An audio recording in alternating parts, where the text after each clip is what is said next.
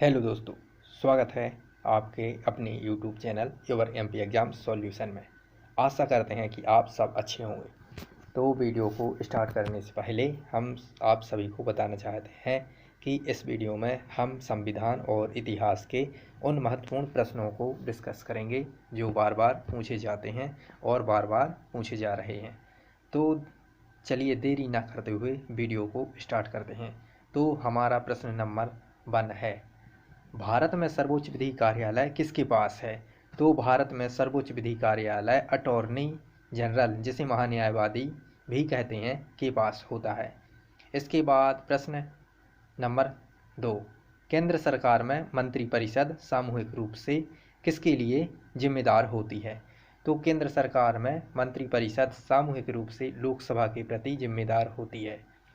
इसके बाद अगला प्रश्न संख्या 3, किस अधिनियम में प्रांतों में द्वैध शासन को समाप्त किया गया? किस अधिनियम में प्रांतों में द्वैध शासन को समाप्त किया गया? तो भारत सरकार अधिनियम 1935 में द्वैध शासन को समाप्त किया गया। प्रथम विश्व युद्ध शुरू हुआ था। प्रथम विश्व युद्ध 1914 में शुरू हुआ था।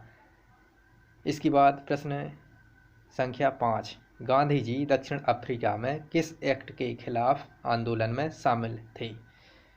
तो गांधी जी दक्षिण अफ्रीका में एशियाई पंजीकरण अधिनियम के खिलाफ आंदोलन में शामिल थे। प्रश्न संख्या 6, प्रस्तावना का विचार कहाँ से उधार लिया गया है? तो प्रस्तावना का विचार यूके, यूनाइटेड किंगडम से उधार लिया गया है। प्रश्न संख्या 7, भारत का संविधान किसने बनाया? भारत का संविधान द कॉन्स्टिट्यूएंट असेंबली द्वारा बनाया गया। संविधान सभा के सदस्य थे। संविधान सभा में जो सदस्य थे वो अप्रत्यक्ष रूप से निर्वाचित सदस्य थे। इसके बाद प्रश्न संख्या 9, संविधान सभा में शब्द नहीं है। तो संविधान सभा में फेडरल, जिसे संघीय कहते हैं, शब्द नहीं है। प्रश्न संख्या 10, किसने बंगाल की विभाजन को एक महान राष्ट्रीय आपदा कहा था? तो एस.एन. बनर्जी ने बंगाल विभाजन को एक महान राष्ट्रीय आपदा कहा था। प्रश्न संख्या 11, बलवंत राय मेहता किस नाम से जाने जाते हैं? तो बलवंत राय मेहता को पंचायती राज का पितामह के नाम से जाने जाते हैं।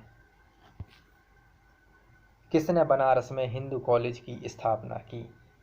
तो एनी बेसेंट ने बनारस में सेंट्रल हिंदू कॉलेज की स्थापना की। राजा राम मोहन राय ने 1817 में डेविड हेयर के साथ मिलकर हिंदू कॉलेज की स्थापना की।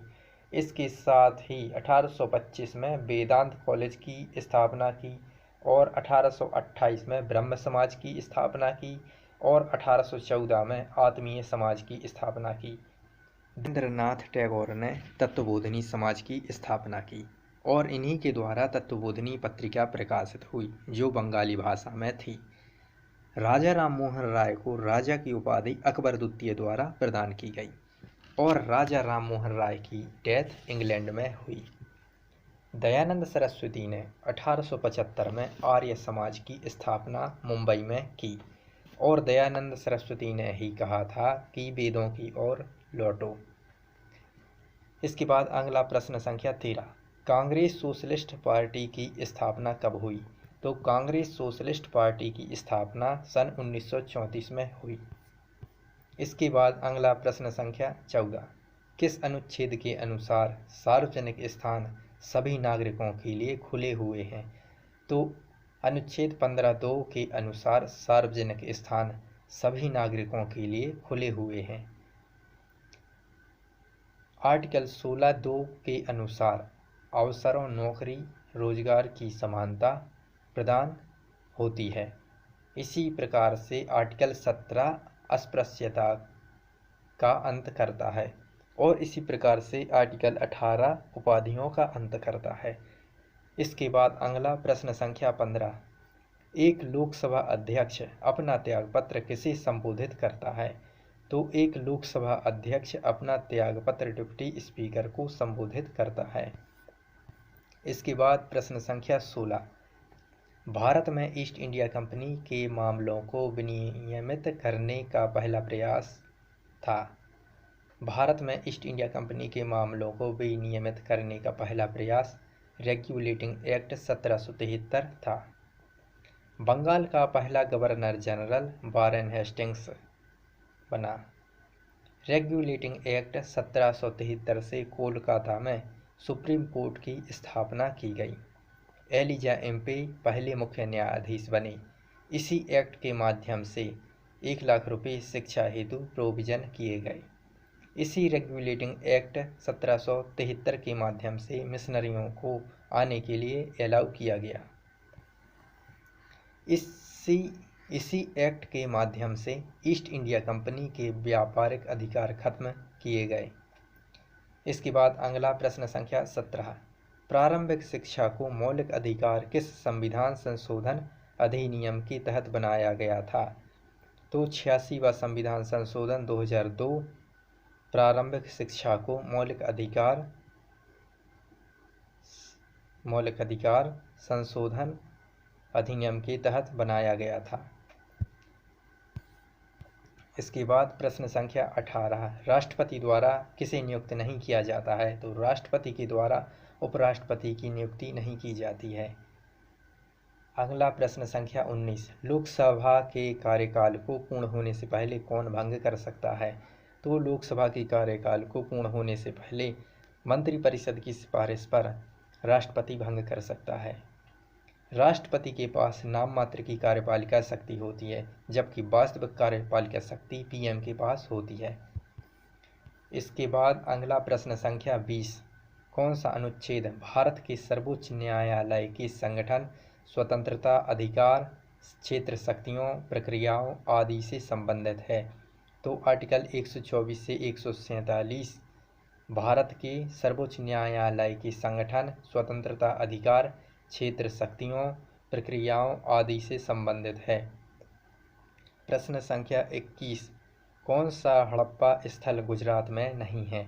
तो सूतकांगेडोर हड़प्पा स्थल गुजरात में नहीं है।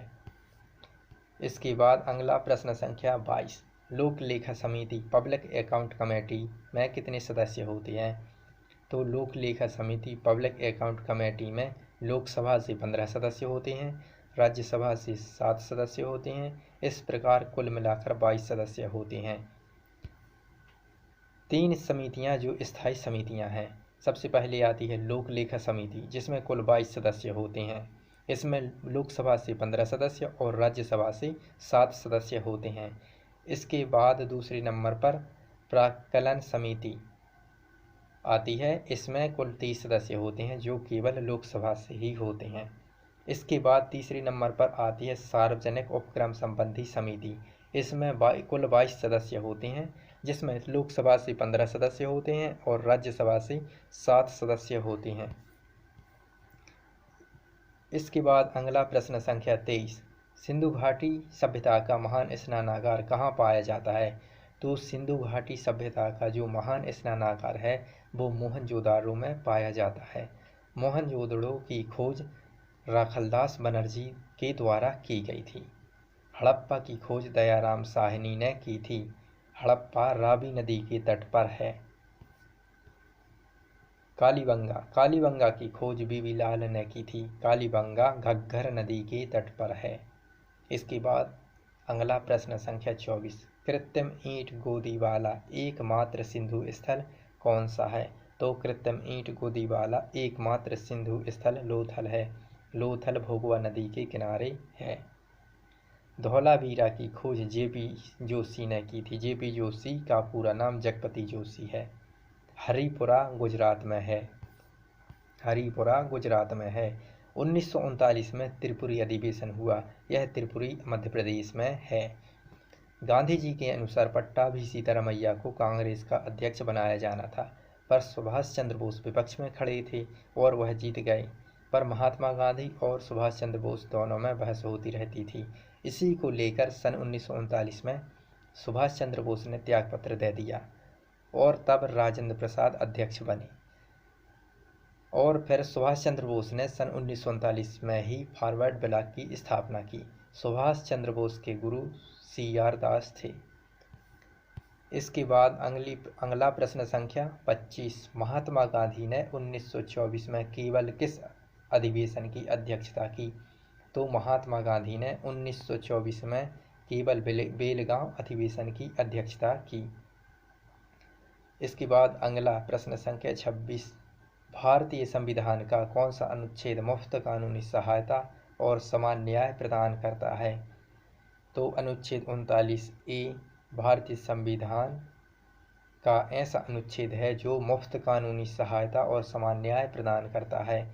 यह अनुच्छेद 39A भाग 4 राज्य के नीति निर्देशक तत्व में है। अगला प्रश्न संख्या 27। राज्य विधानसभा में छोटे राज्यों की अपराधियों के साथ खाली स्थान ताकत है? तो मिनिमम 60 और अधिकतम 500 है। इसके बाद अगला प्रश्न संख्या 28। भारत का राजस्व मंत्री 28 अकबर का राजस्व मंत्री कौन था? तो अकबर का राजस्व मंत्री टोडरमल था। आशा करते हैं आपको ये वीडियो पसंद आया होगा और इस वीडियो से आपको बहुत कुछ सीखने को मिला होगा। तो इस वीडियो को लाइक करें, अपने दोस्तों में शेयर करें और कमेंट करके बताएं कि आपको ये वीडियो कैसा लगा, और चैनल को सब्सक्राइब करें ताकि मेरा वीडियो सबसे पहले आप तक पहुंचे। धन्यवाद। आपका दिन शुभ हो।